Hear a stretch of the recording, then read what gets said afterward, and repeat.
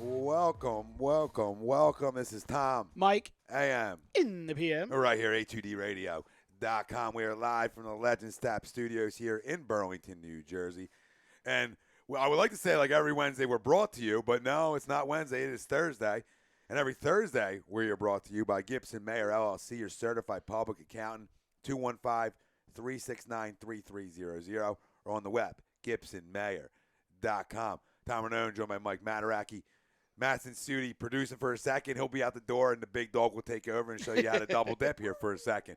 But a lot to talk about tonight, ladies and gentlemen, because the Philadelphia Eagles, Howie Roseman, that love affair is back here in the city of brotherly love. And Howie, one of like a South Philly Italians now, sitting at the big boy table. I mean, just breaking out moves, and we have a ton we're going to get into. We're going to get into next year. We'll talk a little Eagles leading up to the draft next year.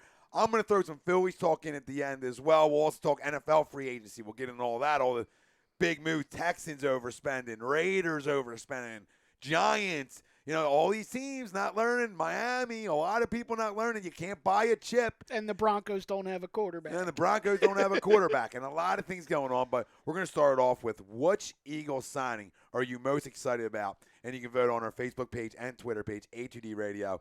You got McKelvin, Brooks, McLeod, Daniel. You can vote there. You can also get on the phone lines, 856-295-1178. And which Eagle signing you're most excited about is brought to you by Obie's Catering. Changing the world one dish at a time. Contact Chris O'Brien, 856-534-8410. Email him cateringbyobie@yahoo.com. Or on Facebook at Catering by Obie's. Tell him Tom Renone. Saying you get 20% off.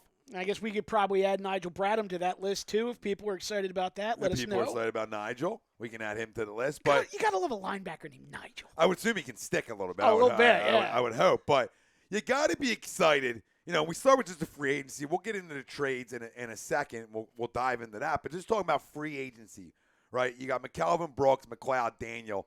And Daniel's like teetering here, but are the big names that are brought in. Daniel got paid.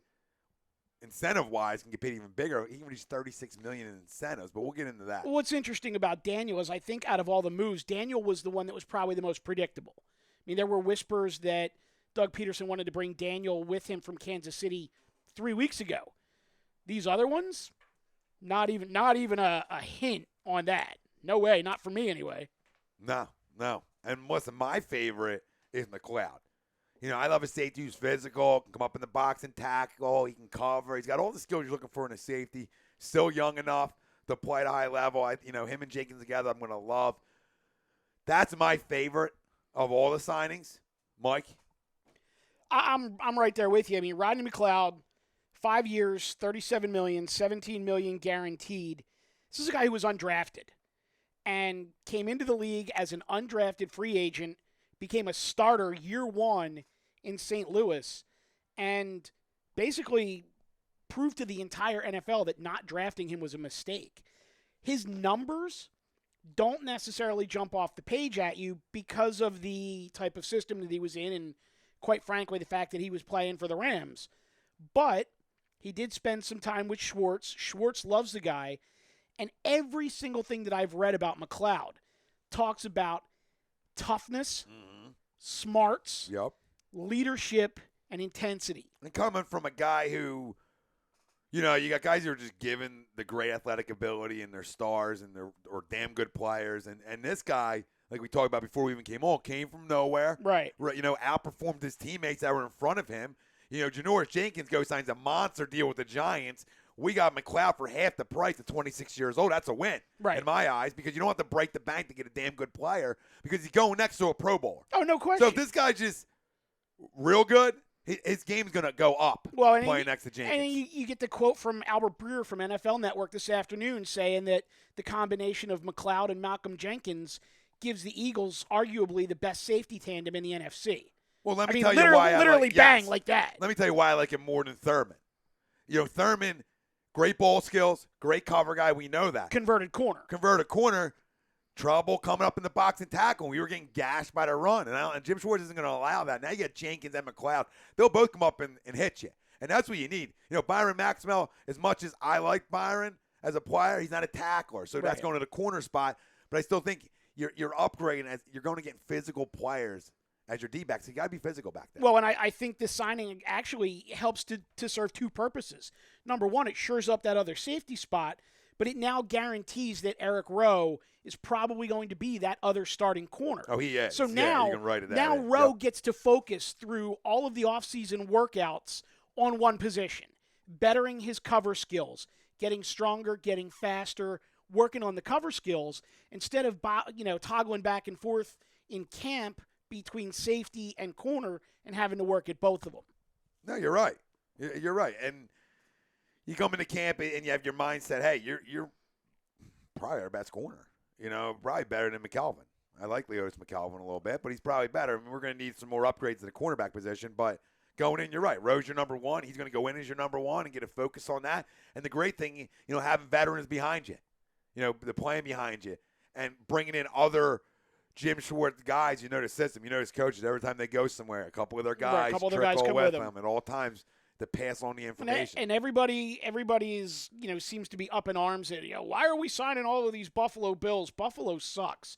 People need to do some homework. Buffalo has not been a bad defensive team in 10 years. And Schwartz's guys, they know his system. Schwartz is a damn good defensive coordinator.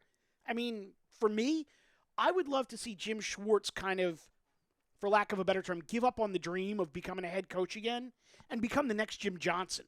Become a dominant defensive coordinator that opposing teams don't want to face. Well, I think he already is. And I think if he stays in that role, like you said, if he stays and says, hey, you know what, head coaching wasn't for me, I can be the best defensive coordinator in football and get paid as one, right, and build a program up here the right way. Listen, you bring in a 26-year-old kid to go back, your safety of the future too. Jenkins gets older, even though he signed a big deal, but you got to be excited about the direction of this defense. Keeping homegrown guys here, guys you brought in, keeping them here and building out something Jim Schwartz wants. Right. I mean, right away you could tell, obviously on tape, Kiko Alonso and Byron Maxwell were not on his kind of guys.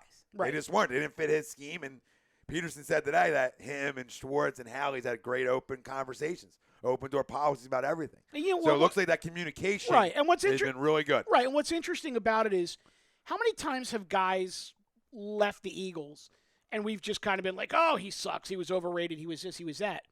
I don't feel that way about Kiko Alonso or Byron Maxwell.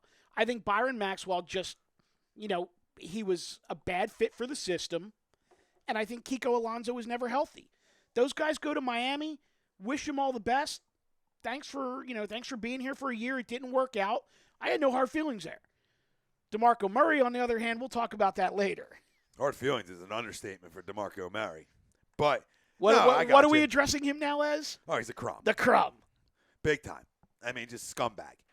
Ruined us. We were so excited the guy lied to us, but regardless, let's get into the free agency still. And if you want to vote on any of the stuff we're talking about tonight, you can go to our Facebook, Twitter page, and which Eagles signing you're most excited about this year. You can vote McKelvin, Brooks, McLeod, Daniels, or if you have somebody else, let us know. I mean, if you have somebody else, I don't know who the hell that's going to be, but that's fine. Brooks. Moving on to Brooks. Another kid here. You're talking about 26 years old. Mauler, road grader, however you want to say it. Well, and here's the thing about Brooks is everyone looks at Brooks coming from that Texans offense and they think, oh, great run blocker. But what's he going to do in pass protection? He's given up 3 sacks in 3 years. He's not the problem on their offensive line. The Eagles may very well have signed away the Texans' best offensive lineman. Yeah, 26 years old. I mean, the best guard on the market. Oh, yeah. I mean, hands down, and you stole him. You're only paying a 5-year deal worth $40 million. You're not over. I mean, that's a guard and an up-and-coming guard that you're getting for nothing, essentially. This is the guard equivalent to back in the day when they signed John Runyon. At least in my opinion, it is. Yeah. Well, you drafted Trey, and you got John, or vice versa, right, whatever. But you started with them too, and similar here. Brooks and you have Johnson and Kelsey's still young, so you have a young line already, and you see what happens in the draft, what direction they go there. And it's interesting because now with Brooks coming in, I'm not nearly as hot for them, especially now with the money they're saving with the guys that they've traded or released. I'm not nearly as hot for them to get rid of Jason Peters. I'm willing to go another year with Jason Peters and see what he does in a system that he likes better with a coach that he likes better. Yeah. I agree with it a little bit. I mean, worst case scenario, you go through the season with Peters. If he doesn't play to his potential, you cut him next offseason. That last year of his contract comes off the books because it's not guaranteed. You draft an offensive lineman and you go from there. It doesn't hurt to have him this year. No, not at all. It doesn't hurt. You have other needs you need to fill right now. And I could very well see Jason Peters being one of those guys who just has a huge resurgence for the sole reason that he couldn't stand playing for Chip Kelly. That could be a big part of it. Could be a big part of it. He wasn't on the field a lot for Chip. No. Checked out a few different occasions on Chip. Started games, didn't finish a lot. Didn't finish many. And that just goes to say that his relationship with the head coach probably wasn't all too good. But, yeah, I mean, offensive line-wise, you're in better shape now. I mean, you're in a lot better shape just with the addition of Brooks. Helped your offensive line out drastically. Well, so it's a big step. Right, and if they stay healthy, assuming everyone that they have right now is healthy and they're all good, they made the qualifying offer to Matt Tobin, which, is he a superstar? Is he a stud? No, but could you plug him in at guard right now today if you had to? Yeah, probably. So, I mean, you're looking basically at Peters and Tobin with Kelsey in the middle and Brooks and Lane Johnson on the other side. That's a damn good offensive line. Or Barbary. He's still on the contract. Or Barbary's still there too. I mean, I do think they need to draft an offensive lineman, and if they could get one in the third round, somebody who's got a little bit of talent that they can. Oh yeah, I don't think it has to be 8 develop. Overall. Because I think Staley goes to Baltimore anyway. Yeah. He's going 6. So write it down. And talking about the draft, we'll get into it. I really like Hargraves now. Really interested in the other young corner. Right? I would really love to get my Rowe and my Hargraves and get that situated back there. Really would be a big pickup. I like speed. I think the guy's a 10-year player in this league. I think he's a 4 or 5-time Pro Bowler. I think he's damn good. And not – to be able to ease him in here and have McKelvin ahead of him would help that situation out. Without question. No question about it. But talking about the trade, well, Chase Daniel, 3-year deal, $21 million, $12 million guaranteed, but can reach up to 36, were some reports. I don't have a problem with this deal at all. And it's funny because I was talking to Ryan Brodo from Philly Sports Fix about this yesterday. Ryan brought up a very interesting point in that why is Sam Bradford's contract 2 years while Chase Daniel's contract is 3 years? And to me, that third year actually lends them a lot of flexibility, and I think that was highly intentional. Because if Bradford is the guy, and Bradford comes through 2 years, and he's healthy, he's productive, and the Eagles decide that they're going to re-sign him, okay, so you have a third year of Chase Daniel as the backup, and you're set. If they decide after a year and a half, 2 years, that Sam Bradford is not that guy and they're going to cut ties after 2 years, Chase Daniel becomes the Doug Peterson to whichever quarterback the Eagles draft to be their next Donovan McNabb. Yeah, and I think Doug likes him a little bit more than that. Oh, no question. And a big thing that he said today in his presser was competition. And I'm a big believer in that, too. I like the fact that he said he doesn't expect to be the starter, but he's going to come in every day and work as if he is the starter and push that starter. Yeah, well, Doug said it's an open competition for number one, and I like that because you're allowing competition to happen. No, you're not handing anybody the keys to any car. Earn it. Yeah, so earn it. Put a little pressure on Sam Bradford. When's the last time Sam Bradford's been pressured? Besides getting sacked. Right? I mean, when's the last time? No, I hear you. I mean, who are the guys behind him in St. Louis? Crumb, Scrub. I mean, really, let's go down the list. Okay, behind him here, Mark Sanchez. That's not good. Mark's coming in and collecting a paycheck and liking not being a starter. I wouldn't doubt that. Okay. Chase Daniel never got a chance Although, we'll hold the phone on Mark Sanchez for a minute because there were a couple of rumors floated out there this afternoon, and I don't know how much credibility goes to either of these. But the first rumor I heard was Mark Sanchez to Denver, and then the Colin Kaepernick to Denver trade talk started heating up, and that was immediately followed by Mark Sanchez to San Francisco with Chip. So there's no guarantee that Mark Sanchez is even going to be around here this year. No, he's probably not. He's going probably to not. be. But if he is, that's their he could quarterback. do worse. That their quarterback could be a 4th-round pick. Yeah. Take a flyer on a guy later on that you like, or Cardell Jones. Or listen, at 8, they could go Jared Goff. They could. You know what I'm saying? So you don't flexibility at 8 is bigger than flexibility at 13. Oh yeah, and it's a huge jump. But going over the deals, the trades, because that's the free agent side of it, and that's exciting. And what would you grade? Well, hold on a second before you go completely there. We got Nigel Bradham, who could talk about these. Now we're talking about slop. Go ahead. Right, but I don't think he's slop. I think he's got a chance to come in and be a starting linebacker on this team. He should. There's an open spot, so he should have a chance. No, I mean, guy finished last season with 110 tackles. He's not slop. He's not a name. How old is he? He's 27. Now, and then the other guy, Ron Brooks, special teamer, but they say he's a real good nickel corner, so we'll see. At any rate, all of the moves in terms of the signings. I know. I don't get excited about tackles anymore. I like them. You know what I mean? I don't get excited about how many tackles. It's because you got screwed by Kiko Alonso and his 200 and however 49 many million tackles. Yeah, 200 and however many tackles in 2 years or whatever. The legend of Kiko not getting off a block is what it should be. Yeah. But no, you did. No, listen. I understand. He's not that marquee name, but he's a good, solid player, and in a need for that other outside linebacker spot. You're right. He's probably going to come in and be that other starter at outside linebacker. Right. You're going to probably go Kendricks, Hicks, and Bradham, yeah. And I like that. I got no issue with that at all. I have no issue with it. You're not going to have 3 Pro Bowlers there. So you go get an NFLer. A guy, like you said, 110 tackles is not something you can just put your nose up to. And who knows? Now he's reunited with Jim Schwartz. No, he had 110 and a 3-4. Yeah. A little different. Yeah. So, but, we'll see. We'll see. What was his numbers under Schwartz? That I don't have, but, Schwartz loves the guy, so, that's the thing is Schwartz was. Can we get numbers? Yeah, Schwartz? I can take a second? I can hunt him down. I just didn't want to have any dead air. No, you're not going to get dead air. I mean, I'll chat in the meantime. But you talk, I'll hunt. Well, I'm going to, as you hunt, I'm going to slowly transition into some of the trades. All right. Because anybody else is. You're talking about, special teamer, and that's good because, listen, anything else coming in now is mostly depth now from here on out. It's not going to be we're not signing any more studs.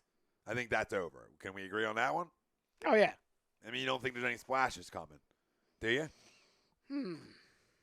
I don't know. And it's tough because if you look down the list of, like, the top 99 free agents in the NFL right now, there's still a lot of guys in like the top 20 to 30 that are still unsigned. And there's, the Eagles certainly have needs. And the longer these guys go unsigned, the more their price tag comes down. So you get some guys on the cheap-ish that you can bring in and fill some spots. That's what it's going to be about. Filling spots. Running back a little light, wide receiver a little light right now, corner a little light. Yeah. So there are some spots that need to be addressed. And they'll be addressed through, like you said, the rest of free agency. Maybe you steal a guy, right? And they'll be addressed through the draft, and they'll go that way. Okay, I got Nigel Bradham, and actually, the 104 was with Schwartz. 2014 with the Bills with Jim Schwartz as a defensive coordinator. 14 games, 104 tackles, 2.5 sacks. Excuse me, 6 passes defended and an interception. Last year, 11 had some injury issues, 11 games, 59 tackles, 1 sack, 3 passes defended. So a guy coming here, they get reunited with Schwartz because that's when he had his best career, his career year. Yeah, and he'll be 27 on September 4th. Still young enough. Very young. Still young enough and reunited with Jimmy. So we talk about trades, and we'll start with out of Free Shoe U, no less. Yeah. So DeMarco traded DeMarco and a 4th rounder. For a bag of balls. 110 traded for the 4th round, 97 to the Titans. And that's just strictly a dump of salary right there. It's a dump of salary and a dump of personality. Dump of a crumb. Well, it was, and reports in the locker room that we talked about on previous shows where guys didn't like him. He didn't get along with guys. So, you leave it there and you get rid of that piece of shit for lying to us. He came in and he was soft. Soft's a great word for him. You're right. And what's interesting is I was actually willing to go, especially after they re-signed Bradford.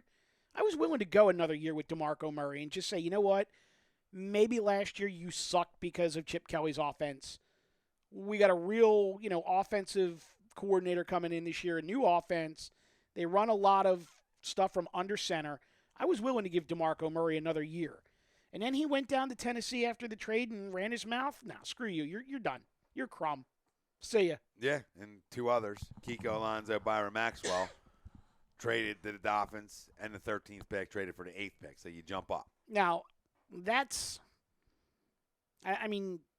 to give up a starting corner and a starting linebacker to jump up 5 slots in the draft, that's obviously a lot to give up. But you heard Howie Roseman today talking about the fact that he doesn't really love anything that could fall to him at 13. His goal was to get into the top 10.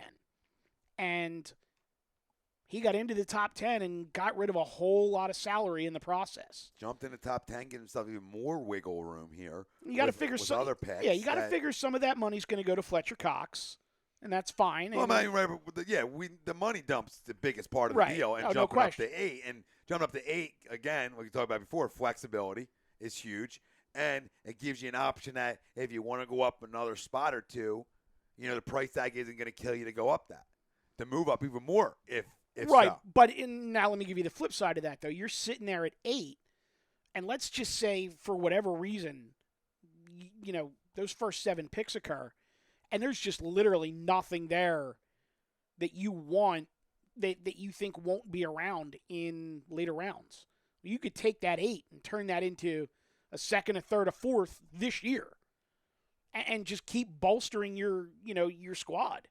Because right now, it's funny because we bag on the Sixers a whole lot about their quote-unquote assets and all these draft picks that they keep amassing, but that's actually what the Eagles need right now, is they need to build through the draft, and because they've reinvested so much money in free agency and keeping guys like Malcolm Jenkins, Vinny Curry, guys of that sort.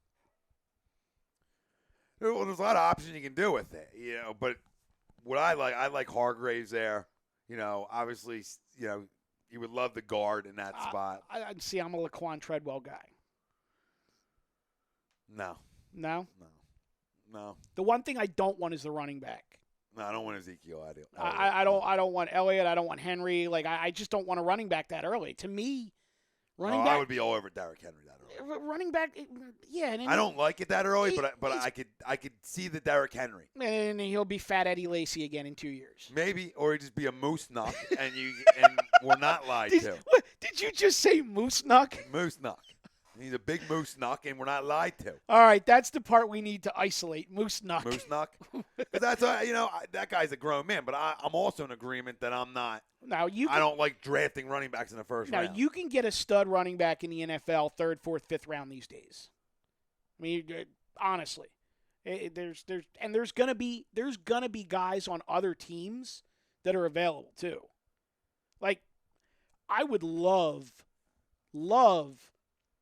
for the Eagles to talk to the quote-unquote Los Angeles Rams and see what it would take to pry Trey Mason from them. Not a bad name at all. Because, with Todd Gurley, Trey Mason's going to get 3 carries a game for them. And if that's, if they could get Trey Mason from Los Angeles for a 5th rounder, I'd do that in a heartbeat. Yeah, I would do that. That's not a bad deal at all. Well, that's where you're going to end up with a running back anyway. You're probably going to draft one of your 2 picks in the 3rd. It's possible. Maybe one of your 2 picks in the 4th. So you have options to draft one there. So you do. And I'm in agreement. I'm not drafting a running back early. Derrick Henry intrigues me a lot, but I don't know if I can take the 8th pick and use it on him, with the other stuff that's on the board. The biggest problem that I have with this draft, and we can thank Chip Kelly for this, is the fact that they now go from number 8 and they don't draft again until, about a third of the way through the 3rd round. There's a lot of talent that comes off the board between 8 but and it doesn't matter. 50 You know why? or so. It doesn't matter. This is where we get all worked up over this stuff. Nail 8, And Well, yeah, nail 8 and the rest of it doesn't matter. Doesn't matter. You got to nail one each year to continue. If you want to be a good program, you got to nail one year in and year out. Doesn't have to be the first round, but you better nail a guy.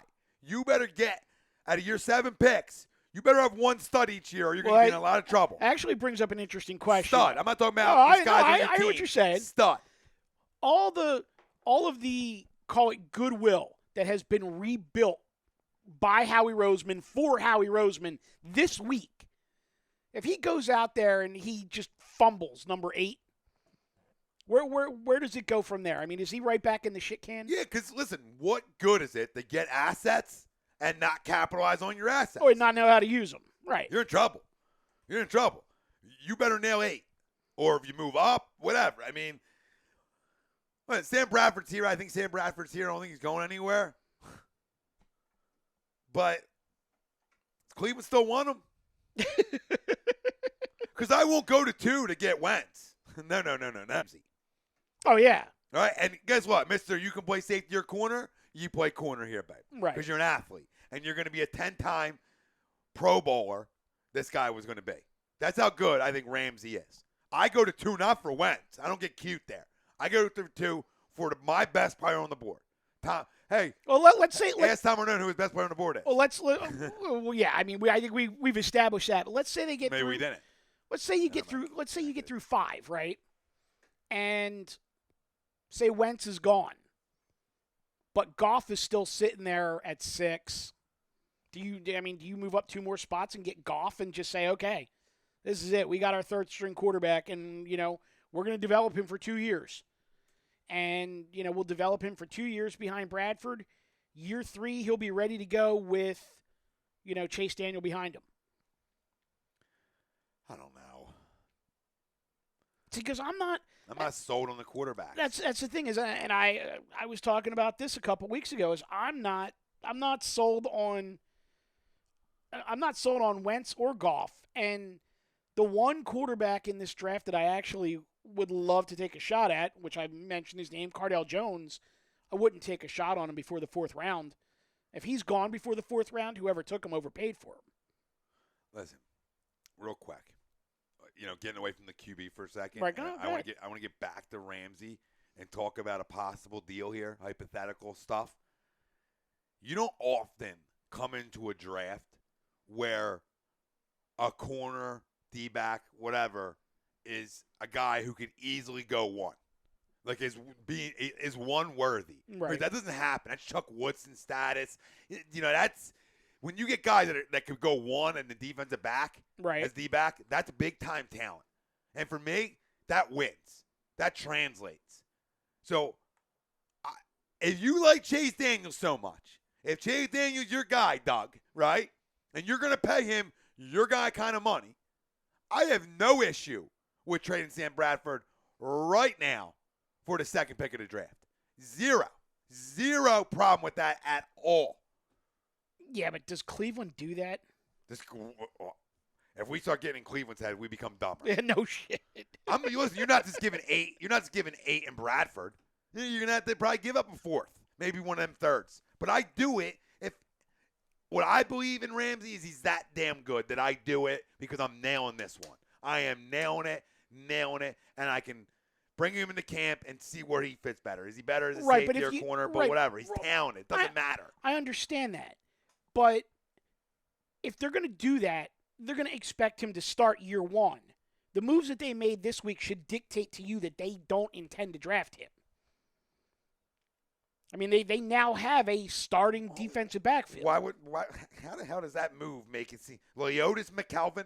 Real? Right, but they paid the guy $6 million for 2 years, $3 million a year. They didn't pay him nothing. They didn't pay him big time money. Stop it. Leotis McCalvin, 30 years old. As much as I always think Leotis McCalvin, every time I think of Leotis McCalvin, I think he's 26. I'm not going to lie to you, brother. Every time his name crosses my head, McCalvin, 26. No, he's 30. He just got old on me quick. And I like McCalvin. But if anything, what you just said is the polar opposite. Because the moves they made makes me think there's something else in the works here. In the secondary? No. With your supposed starting quarterback. Oh, no. I mean, that's – okay. I don't necessarily. A friendly deal. No, I don't. Easily tradable. I don't necessarily disagree with that, but I can't see them. I can't see them having the foresight or the balls to go up and get more secondary help when, if you look at it on paper today, they have a starting secondary. Listen, Mike, if you draft over what you need instead of who's the best, you become the Cleveland Browns. I understand that. I don't care if I have 25 but I'm still not sold on them actually hitting a home run on this draft. Well, I'm not sold on them. I'm sold on myself. I haven't missed a D-back in 10 freaking years. So if anyone wants help on a D-back, ask around. Google it. I've not missed a D-back in 10 freaking years. And I'm money with D-backs. I miss a lot of other shit.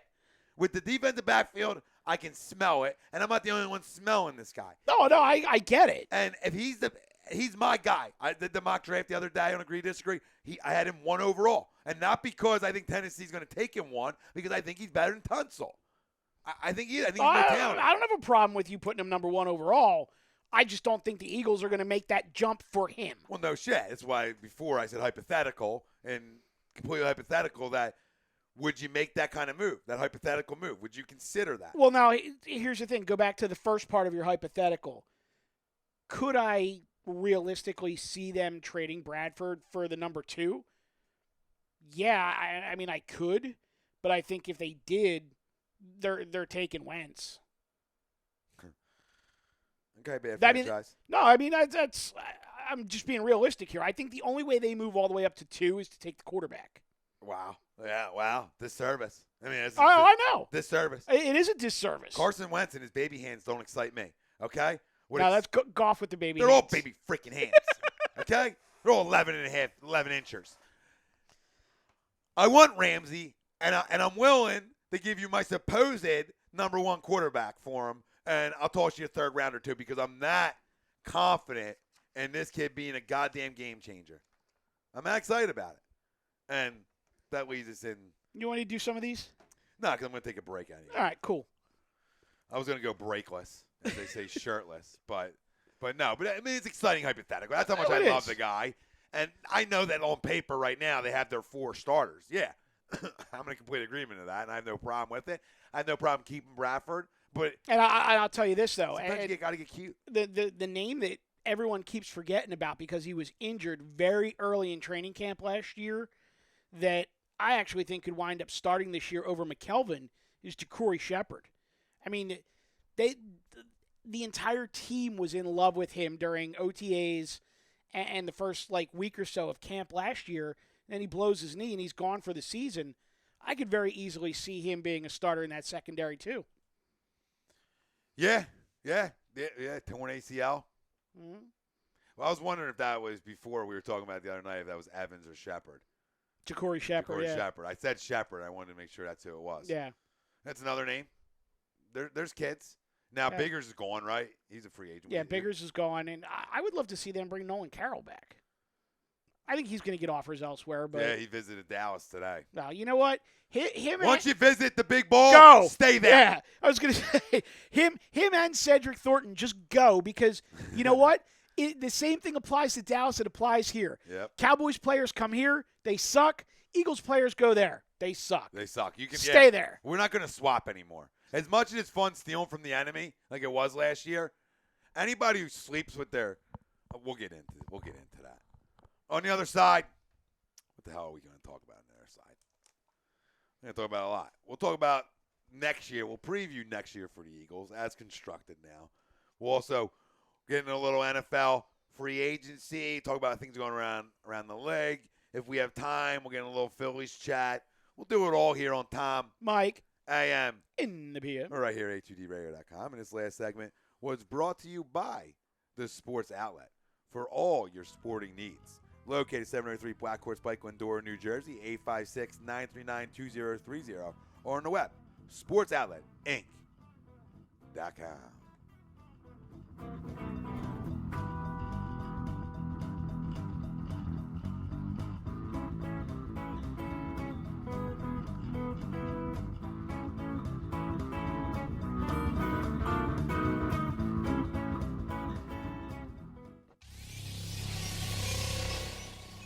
You're listening to the worldwide leader of Real Talk, A2DRadio.com.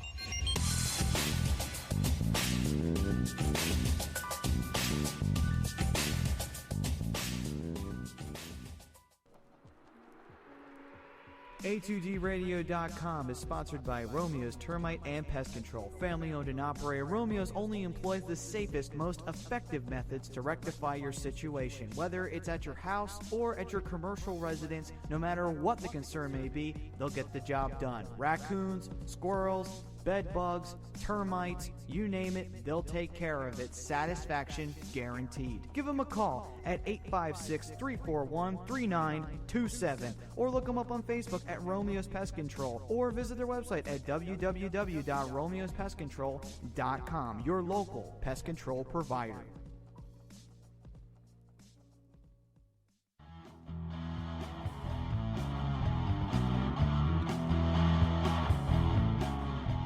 A2DRadio.com is sponsored by Martino Roofing. With more than 15 years of roofing experience, they have all the services that you need, whether it's new construction, tear-offs, replacements, or re-roofs for your residential or commercial business. They will provide a detailed service in a timely and professional manner. So you can give them a call for a free consultation at 609-792-5103. Send them an email at martinoroofing@comcast.net or visit them on the web at www.martinoroofingllc.com. The number again is 609-792-5103. Martino Roofing. This is Tom Arnone, owner and founder of A2DRadio.com. What if I told you I knew the best caterer in the business? Well, I'm not going to lie to you. It's Obie's Catering. You can contact Obie's Catering at cateringbyobie@yahoo.com or give Chris O'Brien a call at 856-534-8410. From graduations to wedding rehearsals to just if you need food cooked in your house. He'll do it all. He's trying to change the world one dish at a time. That's Obie's Catering. Chris O'Brien, 856-534-8410. Tell him Tommy A from A2DRadio.com sent you, and you'll get 20% off.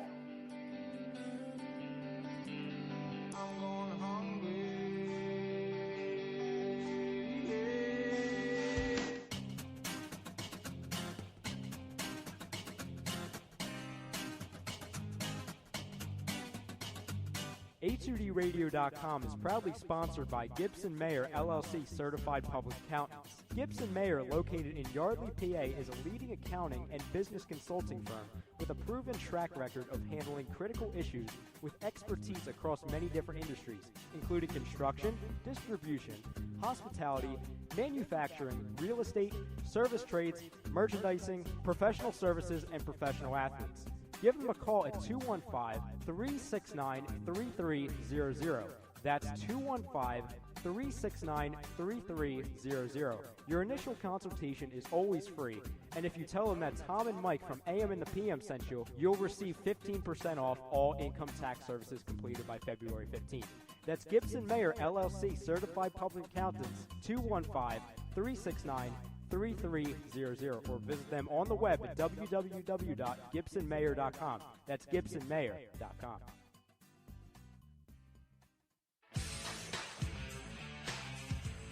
You're listening to Tom and Mike, AM in the PM, here on A2DRadio.com.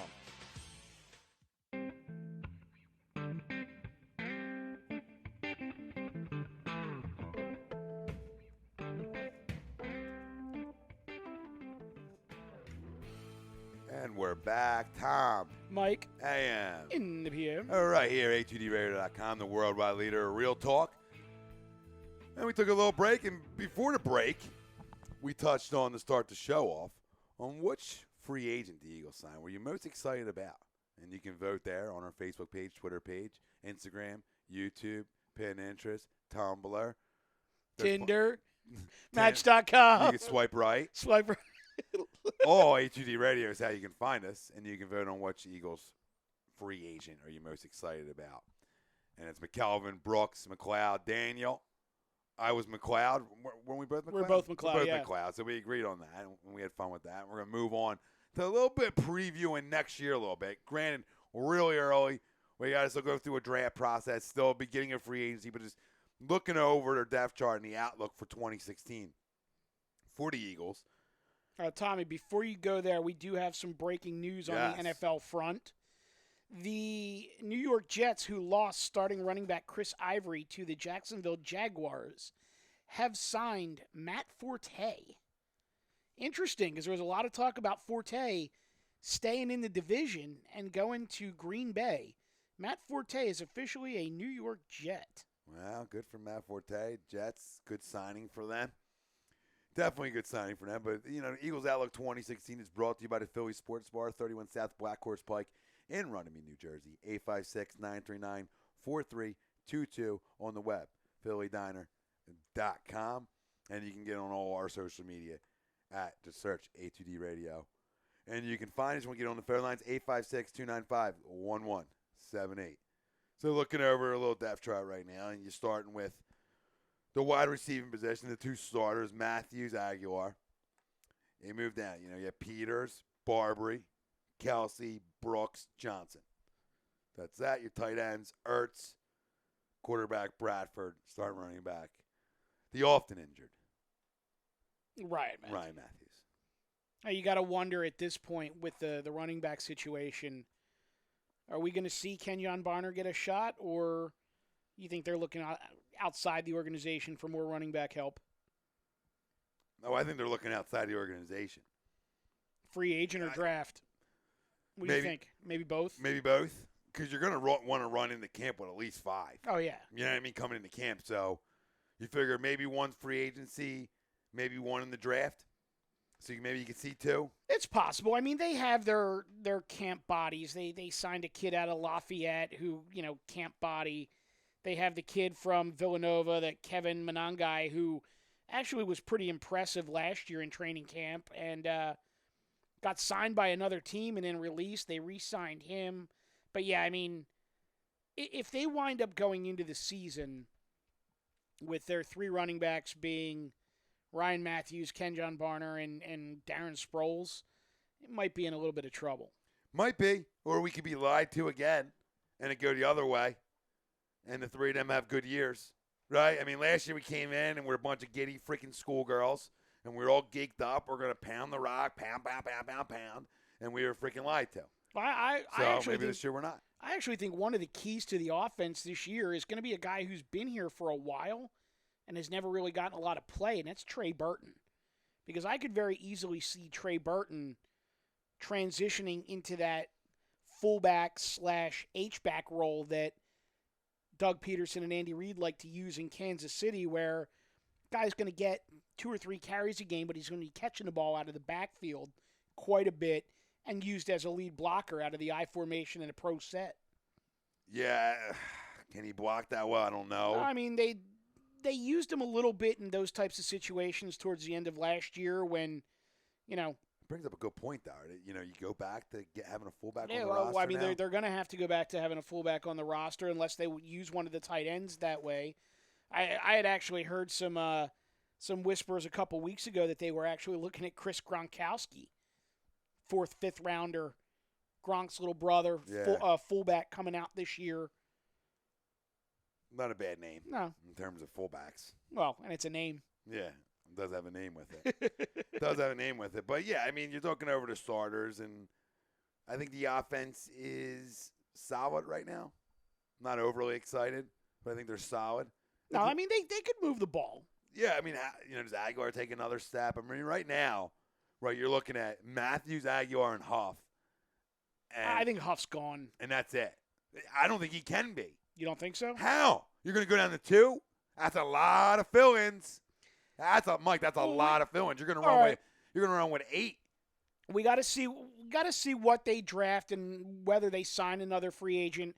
I mean, if these rumors are true that they're talking to Andre Holmes, if they sign Andre Holmes, Huff's as good as gone.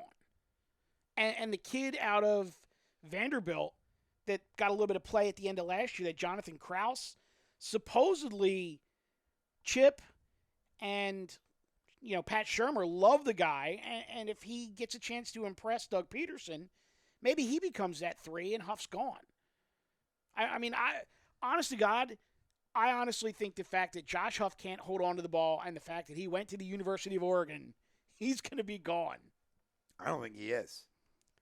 Listen, I don't think you just get rid of speed and talent when you're short like you are. I mean, because they're really thin. And you're right.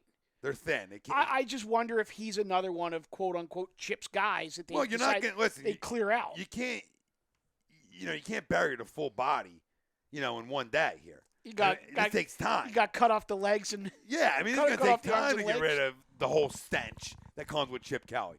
It doesn't happen overnight, and I think Josh Huff's a guy who's here this year strictly because of numbers, and then next year, if he doesn't have a good year, he is phased out. But you still got to respect the fact that the guy has talent and can be explosive, he's a kick return. He's just so inconsistent. No question. If he was consistent, it would be a no-brainer.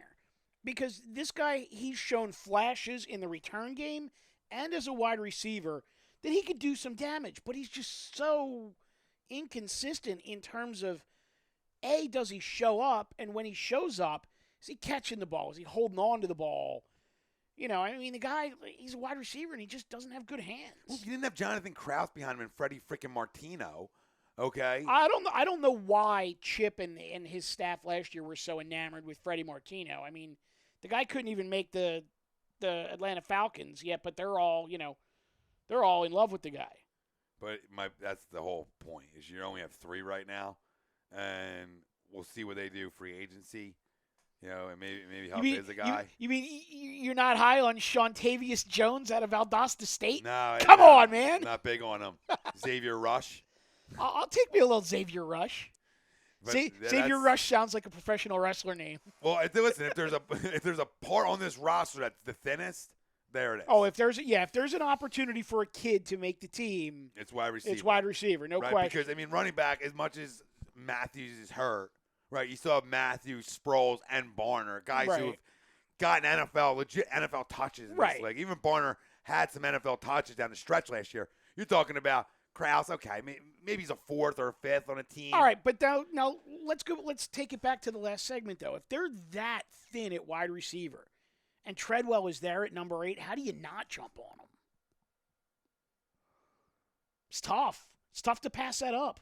It is. It's tough. If he's one of your guys on your board that you have ranked there, and you go ahead and take him if he's your best player available. I'm a best player available guy, so it's hard for me to look at the draft and think like that. Right. I'm not a need guy, but he can play. So if he's your best guy on the board at 8, then go ahead. Let me ask you about your draft theory real quick. If you're, Tom Arnone, if you're the GM, president, whatever, the Philadelphia Eagles, does your draft theory, if you're in charge of an entire draft, does it ever flip where maybe round 1, round 2, even round 3, you're just taking best player on the board, but round 3, round 4, through the end of the draft, then it flips and you're looking to fill certain positions? Or do you just go best player available through the entire draft? The entire thing.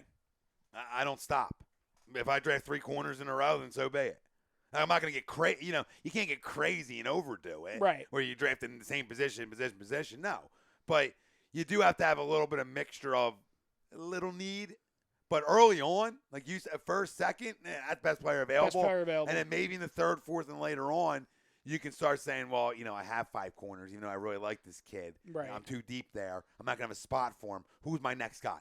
And then you can make that move. But you're still not – I think the teams that drop the ball are the teams early on in the draft, top 10 type teams, and they're drafting for need. Oh, everybody tells you need a quarterback. And you go draft one, he's a boss. Or you need a guard. And you don't reach, but maybe he's just not the guy you really wanted. Right. I think that's where you drop the ball. I think if you have – right, you have Brett Favre and Rodgers on the board, well, I'm going to take the best player. And that's why that program continued to stay good, right? It's simple math.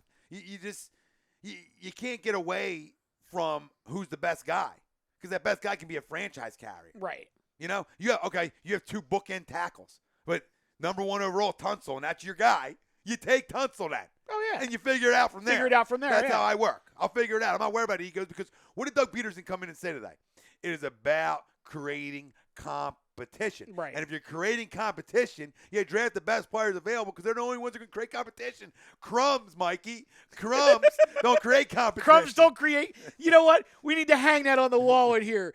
Crumbs do not create competition. Well, that's my little. Don't be a crumb. Don't be a crumb. That's my little rant on the draft because I did think bad. And then you know this. You're not stupid, but somebody just joining us for the first time and getting to know how we are. That's how I roll. And I think bad organizations get cute, reach, or draft for need. And I think that's the downfall. Now, Getting cute's the big one. Now, see, I'm kind of Smartest guy in the room. Yeah, no, I hear what you're saying. I'm kind of, I guess, for me, I would be the hybrid of you, because what I'm doing is I'm drafting rounds, 1, 2, and 3, best player on the board, not even a question. When I get rounds 4, 5, 6, 7, what I'm doing is I got verticals, and I'm saying, okay, these are my D-backs, my linebackers, D-line, O-line, running backs, quarterbacks, whatever. Which vertical do I need? Have the biggest need, and then I'm looking at the top of that vertical. So I'm taking the best available offensive lineman, the best available corner, the best available linebacker. Yeah, I think you have to do that So like we talked about. Yeah. But now here's the thing. If I'm looking at, say, a guard, and my best available guard is like the 12th best available player on the board. Now, then we're just moving to the next vertical. You know what I mean? I agree. I think that's how I would do it deeper into the draft too. Yeah. You have to have a little balance, but you have to first round you just can't get cute. You just cannot get cute. You can't get cute over a combine in the shorts. You can't get cute about that. I just what kills me is like these teams where we had a list of 20 guys and every one of the 20 guys was available when we drafted. And those are the teams that finish 5-11 every year because they limit themselves to their guys. Yeah. It's like, you need a quarterback, so you go draft one and you waste a pick and you don't believe in a guy, but you draft him because he's there and he ruins your franchise. No, and what's really funny is Redskins. There you go. And I heard a really interesting story this afternoon about the Raiders. Is that for as much upheaval as the Raiders have had on their coaching staff, they've yet to blow up the front office in terms of president, general manager, and scouting department. And by not blowing up the front office and by having guys that they've trusted making their draft picks, very slowly you see the Oakland Raiders are starting to look like a football team because they've got a number 1 quarterback, a number 1 wide receiver, a number 1 running back, help on the defensive side. They had a huge signing on the defensive side this week when Bruce Irvin decided to leave Seattle and go to Oakland. I mean, it's, you have to have principles that you draft by, and you have to have stability. And you see teams like the Cleveland Browns, the Tennessee Titans, teams that are perennial drafting 1, 2, 3, 4. Why is that? Yep. They don't have stability in the coaching staff, but more importantly, they don't have stability in the front office. Well, the question, who's making the call? Right? Who's the guy who makes the call? And that's actually why, to a certain extent, Jeff Lurie looks like a freaking genius for holding on to Howie even when Chip wanted him out the door, because now he goes back to Howie, and there's at least some semblance of stability in the building because he's not blowing the whole thing up. He might be blowing it up from a coaching staff standpoint, but in terms of in the building, he didn't blow up the organization. No, and I think that these guys so far have done a good job of working together. We'll see how that continues in the future here, but I agree with it to a point, definitely, that keeping Howie here, at least you had somebody to fall back on that you knew. We'll see how he drafts. Right. The thing that concerns me. I mean, what's your issue with Howie from the beginning?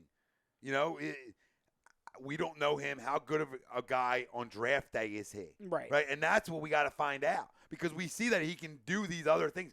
Great at contracts. Great at finding guys like Brooks and McLeod that he can get real good young players. Well, I think the problem with on Howie, a good price. I think the problem with Howie, and it was very similar to the way people felt about Joe Banner, is that the guy always acted as if he was the smartest guy in the room and he was going to try to be the hustler. And I think that rubs people the wrong way. NFL's a good old boys league.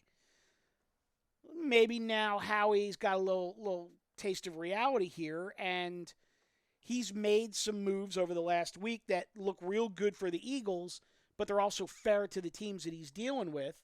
Maybe some of these moves he's making are helping, rebuild the reputation around the league a little bit. The thing that concerns me is you and I sat in this room 6 weeks ago, and there was a discussion about this quote-unquote personnel guy that they were going to bring in.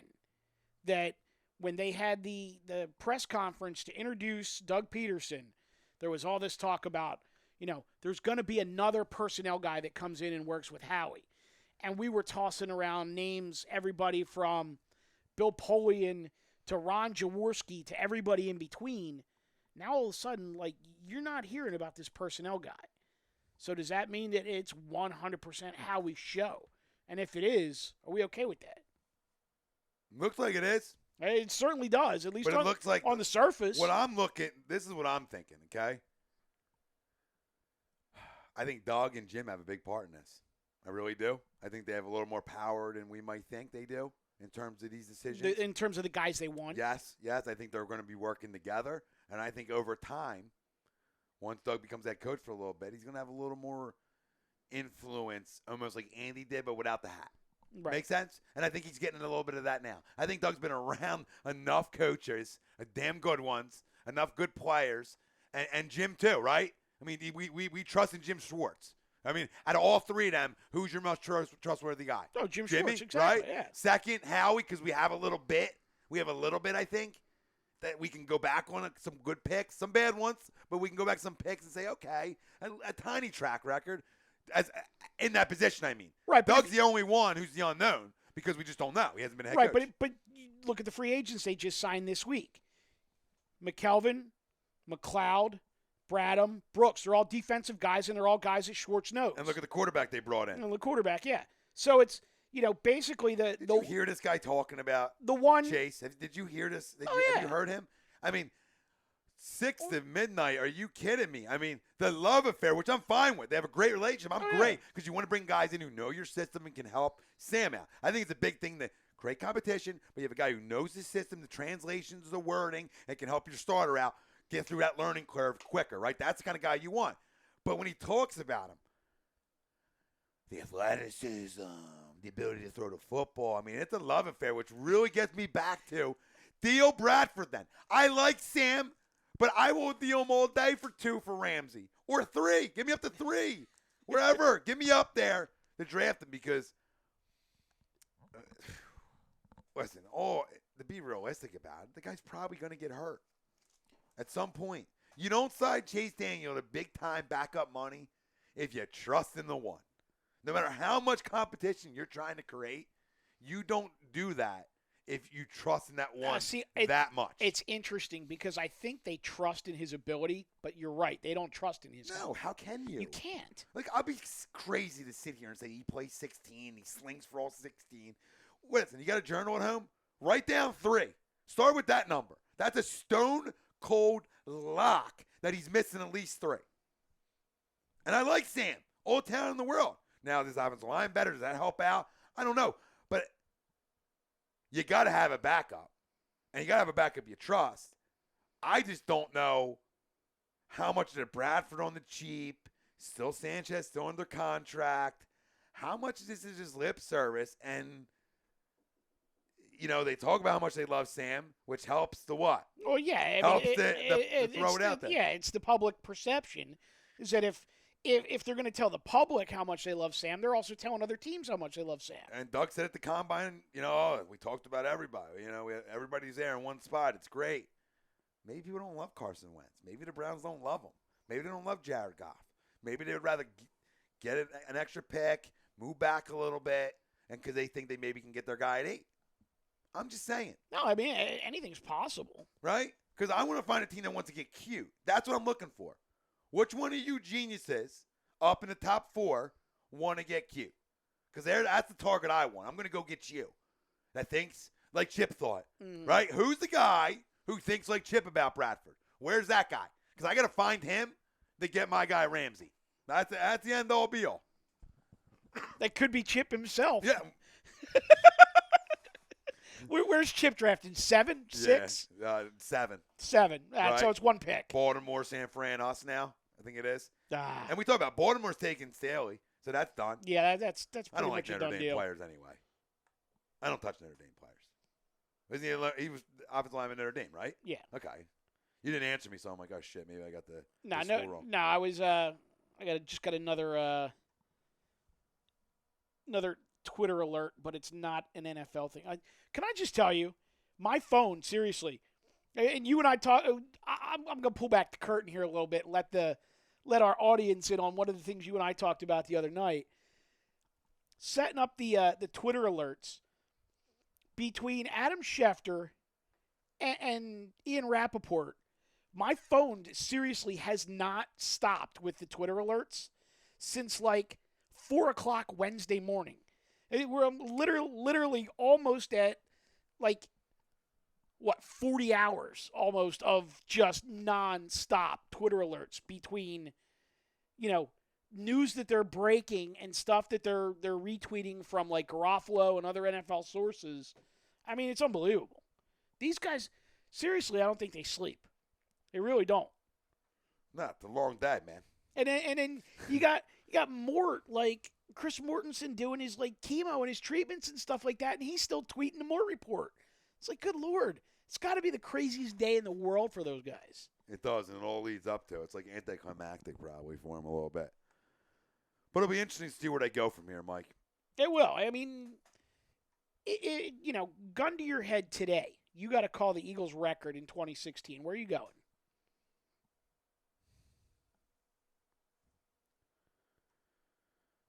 Gun to my head. 10-6. Really? Interesting. I think their defense is good. No, I do too. I think their defense is real good. So that's where I'm sort of hanging my hat here. Okay? And yeah. I'm going 8-8.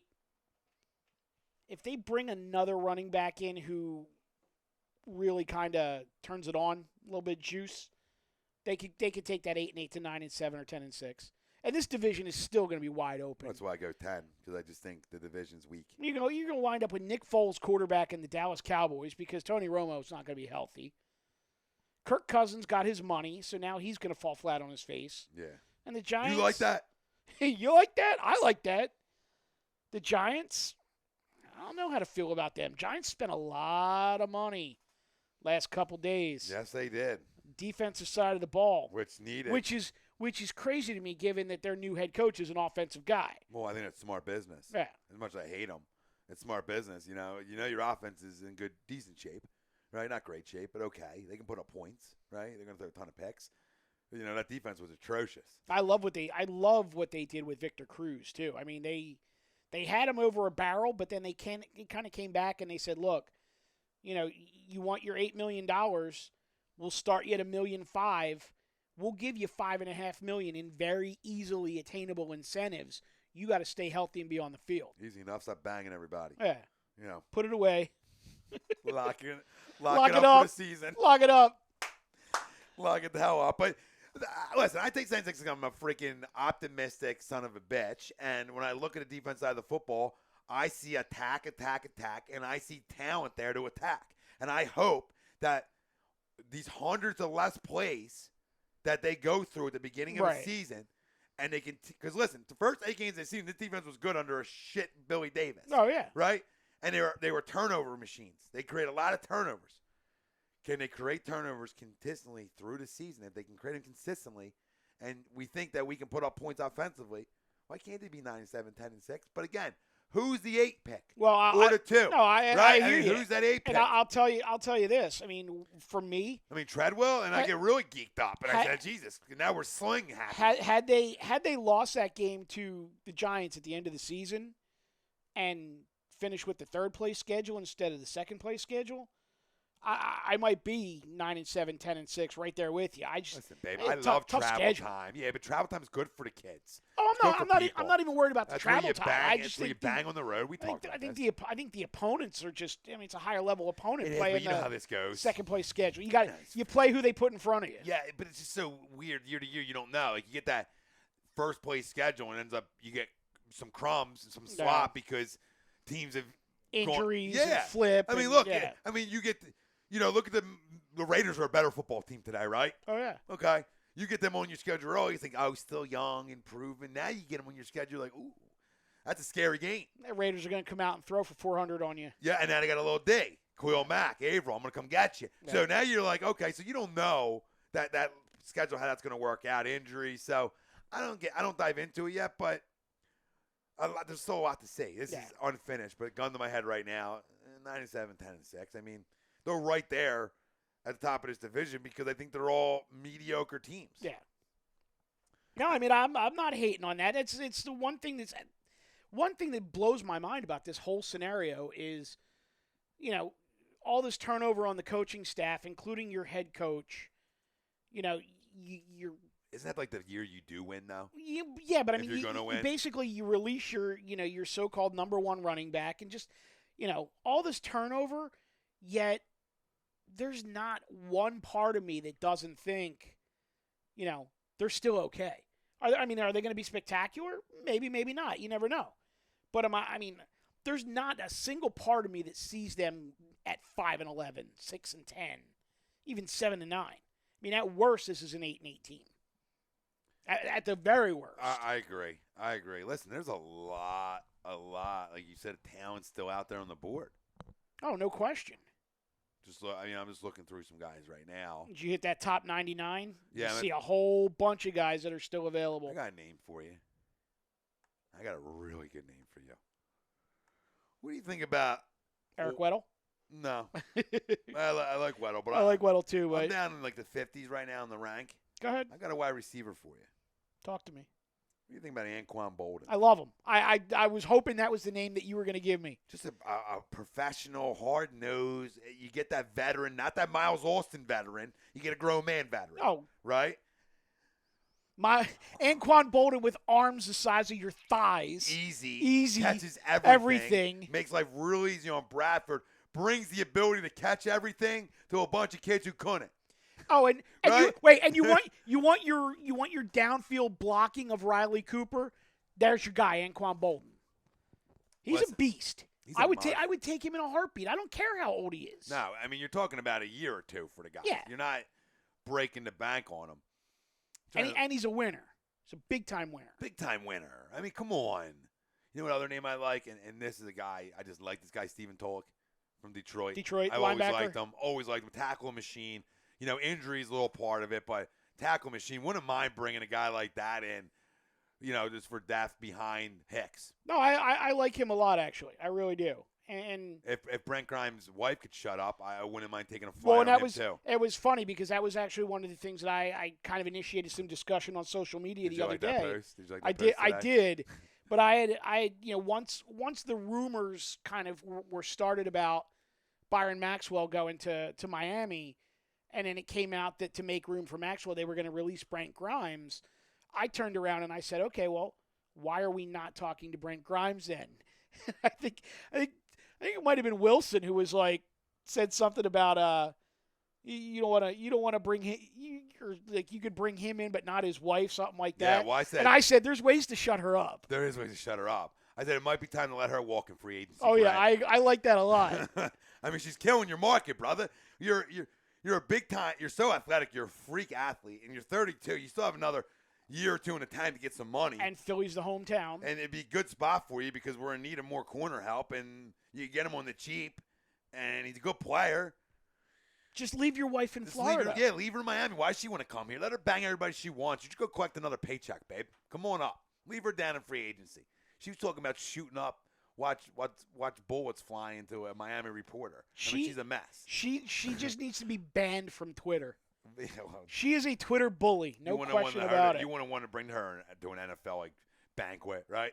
I don't think you bring her there. Ooh, You know what's blowing dudes in the bathroom. What's crazy is cursing him off afterwards. A&E wants a reality show. You go follow Brent Grimes' wife for a season. That's your reality show right there.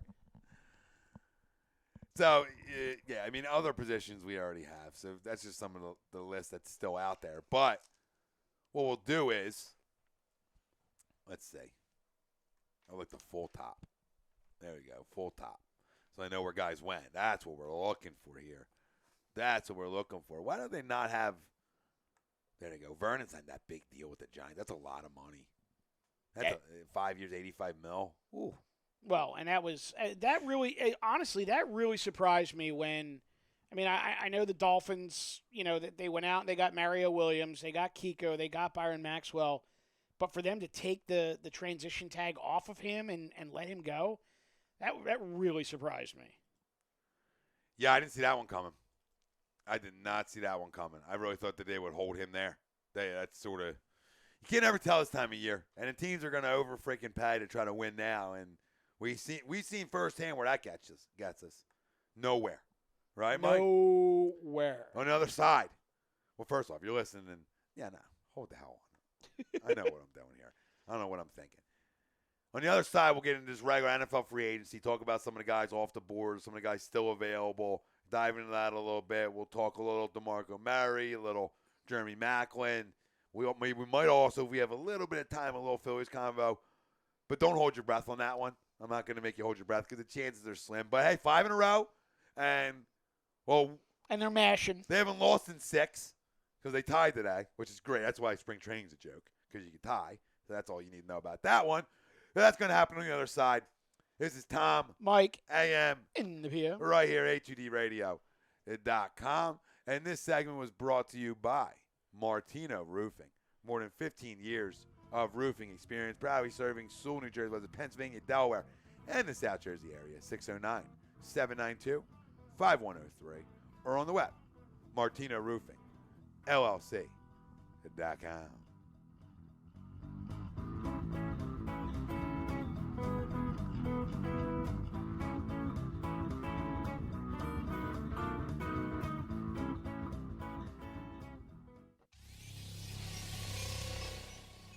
You're listening to the worldwide leader of Real Talk, A2DRadio.com.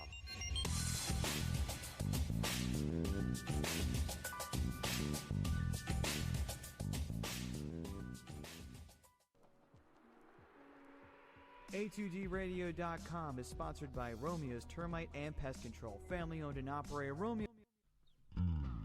A2DRadio.com.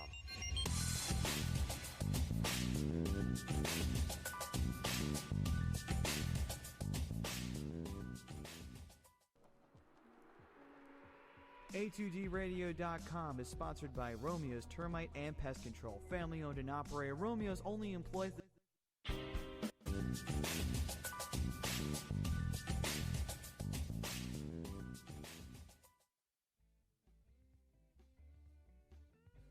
This is Tom Arnone, owner and operator of A2DRadio.com and host of Agree to Disagree. If I want to go check out a ball game, there's no better place than the Philly Sports Bar located 31 South Black Horse Pike in Runnymede, New Jersey. With over 40 plasma and HD TVs, a brick oven, a 2-story deck, the sports bar has surpassed everyone's expectations. From the one-of-a-kind sports memorabilia to life-size sports figures, the bar stays true to its name. The Philly Sports Bar will provide quality service along with outstanding variety of the finest liquors and well-known beers in a family-friendly environment while remaining true to what they are, the best darn sports bar. That's the Philly Sports Bar, located in Runnymede, New Jersey.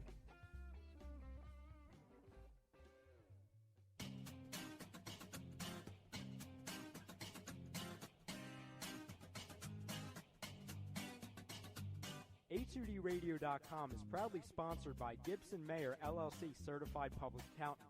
Gibson Mayer, located in Yardley, PA, is a leading accounting and business consulting firm with a proven track record of handling critical issues with expertise across many different industries, including construction, distribution, hospitality, manufacturing, real estate, service trades, merchandising, professional services, and professional athletes. Give them a call at 215-369-3300.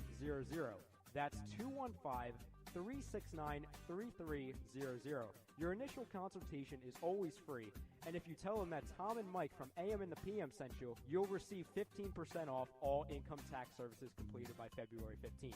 That's Gibson Mayer LLC Certified Public Accountants, 215-369-3300, or visit them on the web at www.gibsonmayer.com. That's gibsonmayer.com.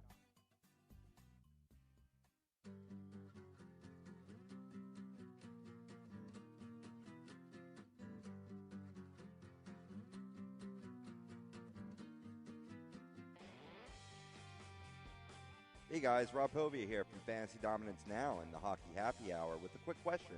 Are you in need of a professional home improvement? Then contact Harry's Contracting, 609-638-6336. That's 609-638-6336. No job too big, no job too small. The owner, Harry Ernst, is a fully licensed general contractor. Tile work, bathroom and kitchen remodeling, and just about everything else. No matter what you need, Harry will leave your home looking as beautiful as ever. Harry's Contracting offers free estimates, and if you mention A2D Radio during the estimate, Harry will give you 15% off the quote. Give him the job, tack on another 5% for a total of 20% savings off his already insane low prices. So contact Harry's Contracting today, 609-638-6336, or email harryscontractingimprovements@gmail.com. Harry's Contracting, insane home improvements.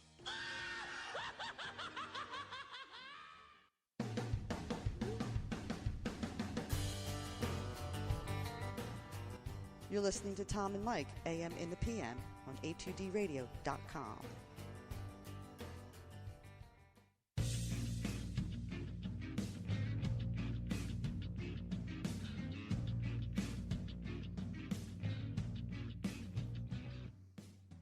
Boom. Tom. Mike, AM. PM. All right, here, the worldwide leader, Real Talk, A2DRadio.com. And I got a bone to pick with a certain listener right now. And I'm not a big believer if you say something inappropriate, you point it out. I'm not a big believer in, like, doing that on air. But I want some responses here from people that are listening to the show. Did I drop an F-bomb? I don't recall. Forgive me if I'm wrong here, but I thought we were kind of, anything goes except the F-bomb. Well, no, I mean, it is, and it's been dropped, and I'll take responsibility.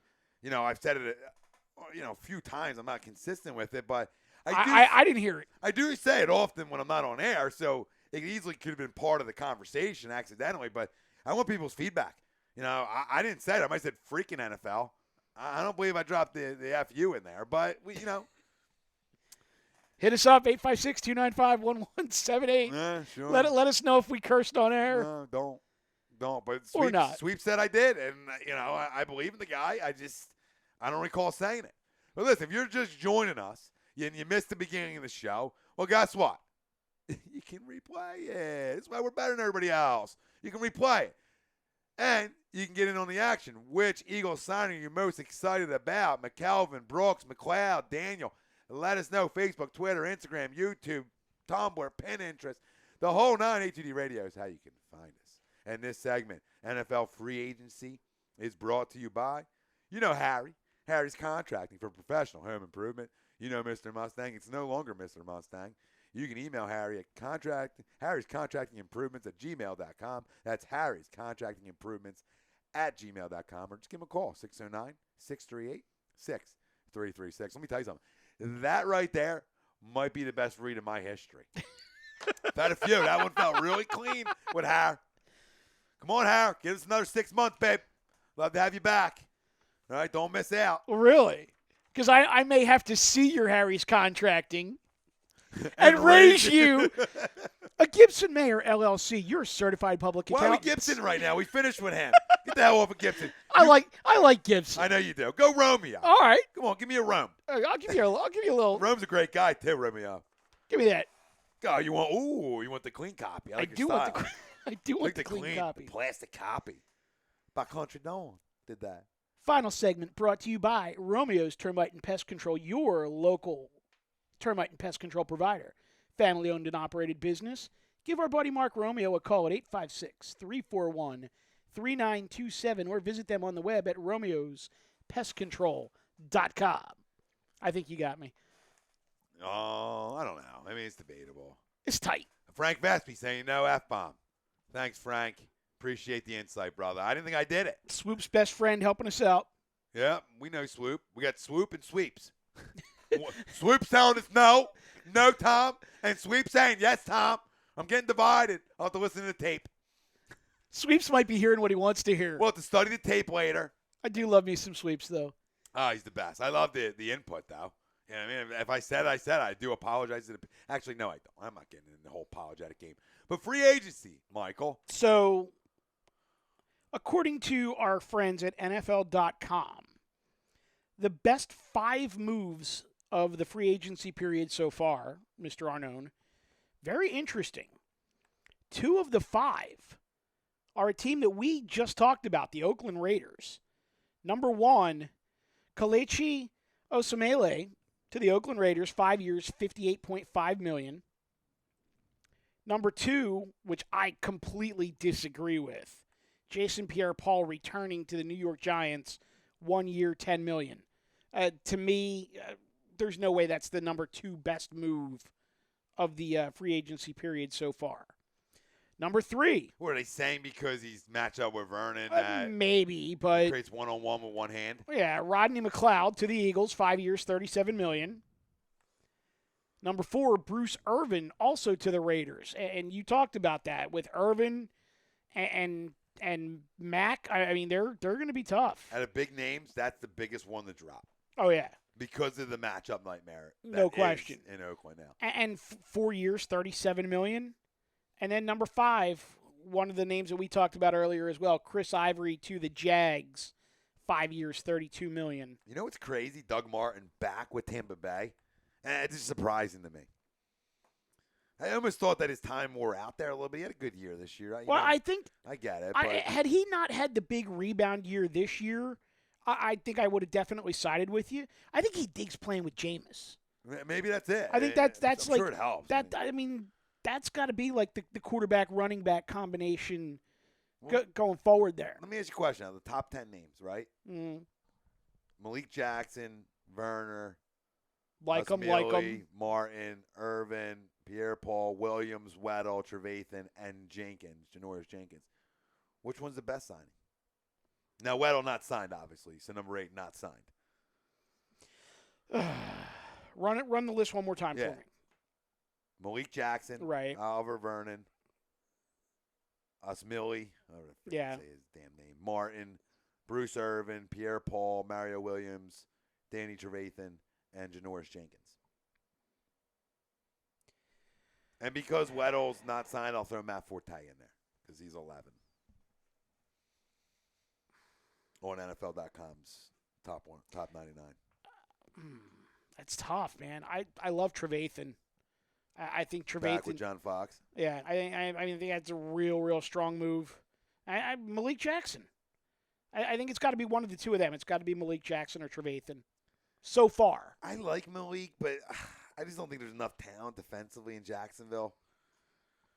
But I mean, is this the year that Gus Bradley finally builds the defense that he was supposed to build when he came from Seattle? Maybe. I'll go Bruce Irvin.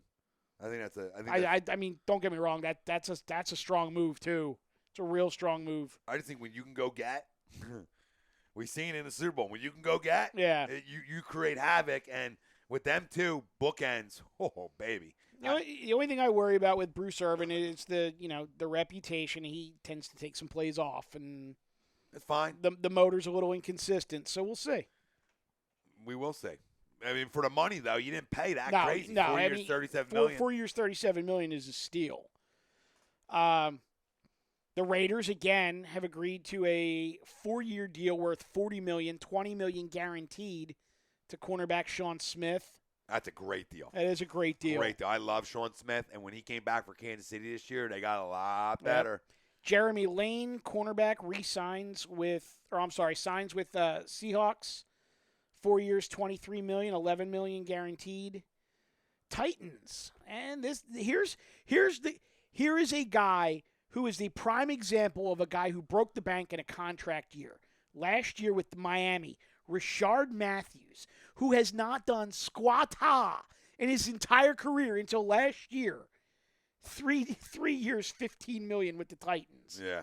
Titans fans are excited. Yeah.